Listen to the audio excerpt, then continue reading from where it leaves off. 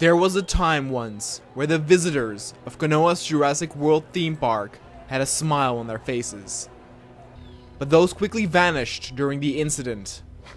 The incident where all dinosaurs broke free after an enraged T-Rex made its first attempt to escape. Many were eaten by the prehistoric tyrants.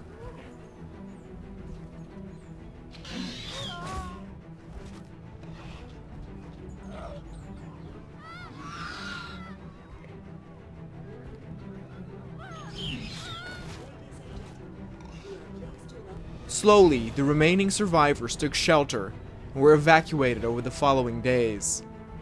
Though some dinosaurs continued to roam the abandoned park zone, many herds and groups headed deeper into the island to find a new home of their own. And a new home they found. Deeper into the wilds that were untouched by humanity, lush forests, open plains, and crystal clear waters covered the island. They thrived here, and over time, as people back in civilized worlds were arguing about lawsuits, the dinosaurs and life itself found a way.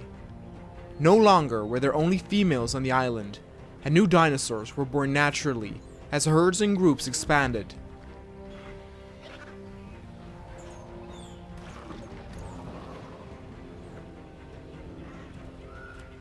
A whole new ecosystem rose up where all beings played a function, from little critters to species not even revealed to the public.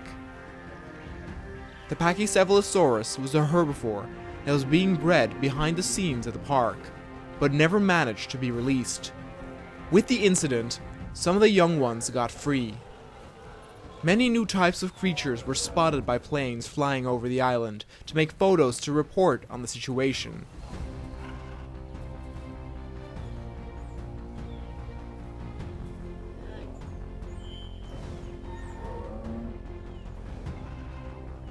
Many of the herbivores cluttered up together for safety reasons, with the gentle giants like the Brachiosaurus and Diplodocus keeping watch.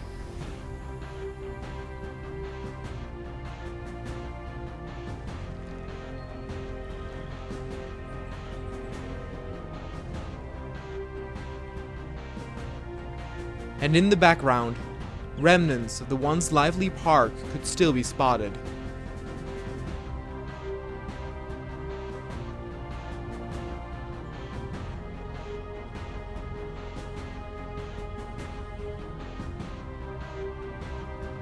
A single Brachiosaurus walked past some of the facilities that were slowly being overtaken by nature itself. Things were at peace, and there were those believing the best thing to do now is let the dinosaurs keep the island for themselves. The park had no aquatic species, and so there was no chance of the prehistoric animals to cross over to other areas.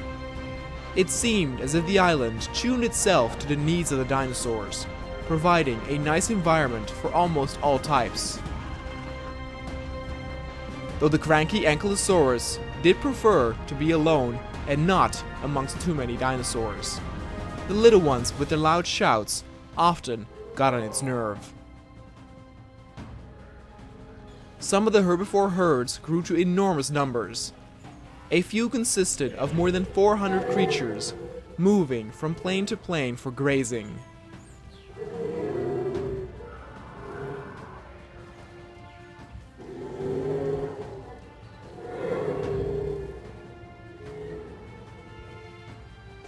There were still some feeders left from the park that still offered something to eat as well, though it could in no way provide for the entire herd.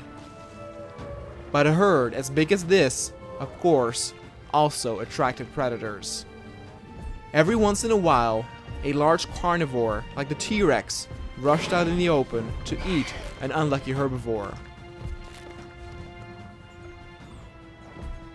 But predators also came in smaller variations like the Baryonyx.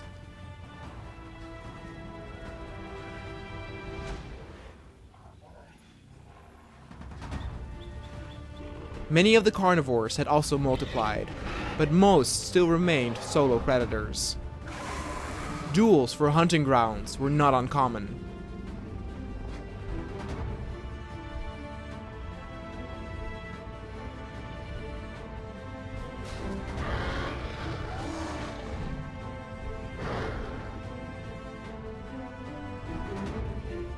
There were even some smaller meat eaters who sometimes dared to challenge a giant like the T-Rex, often with predictable lethal outcomes.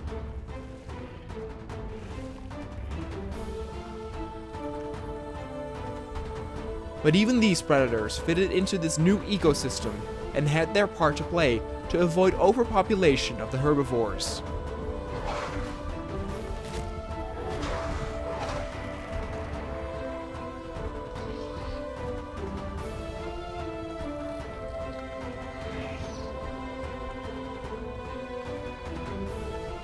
Though sometimes, a herbivore did manage to get away from the jaws of one of the larger carnivores.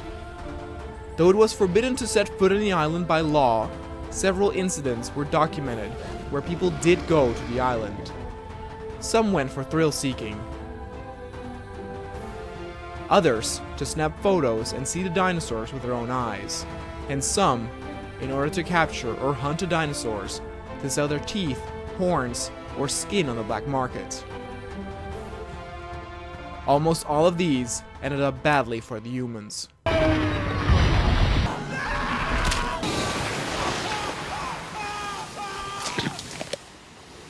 Despite the death toll, those trying to get on the island still continued to try for whatever reason.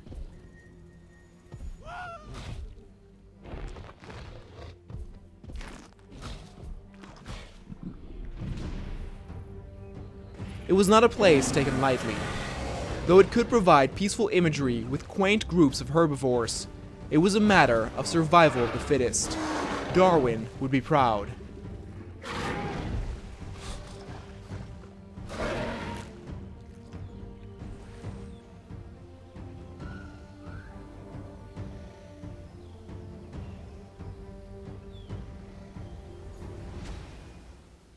If a herd's larger herbivores were taken out, like the Triceratops, or too many parasaurs, then often the herd would move, or even merge with another one to increase their numbers and safety.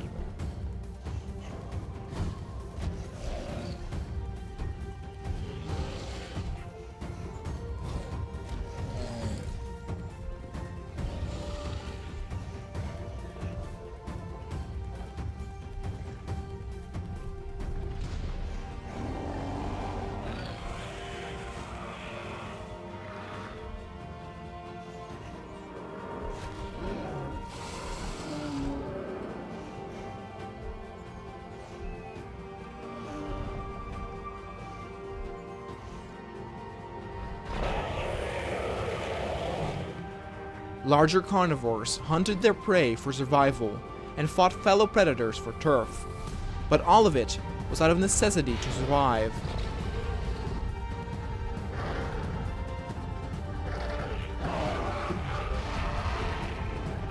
But there was one anomaly that disturbed this ecosystem. The Indominus rex, a hybrid artificially created in the lab of Konoa scientists, was the only known dinosaur not to only kill for food, but for sport as well.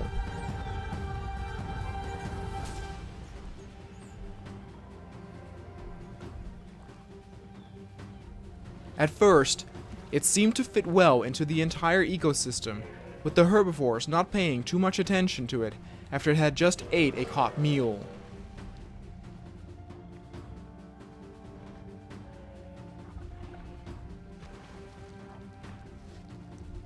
But where other carnivores did not attack dinosaurs like the Diplodocus or the Brachiosaurus, which were simply too big and a waste for them to eat, the Irex did not seem to care.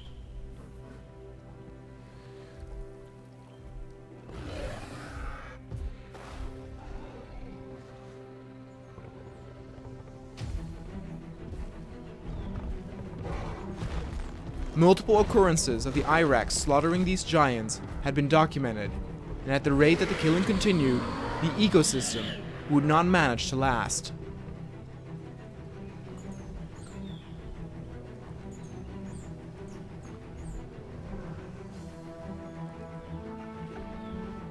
A first expedition to neutralize the I-Rex resulted in disaster, with almost the entire team being wiped out.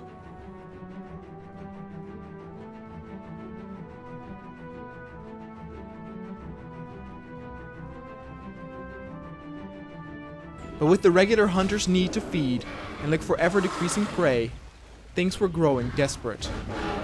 The I-Rex killed dozens of helpless dinosaurs daily, often not too far from the hunting grounds of other carnivores.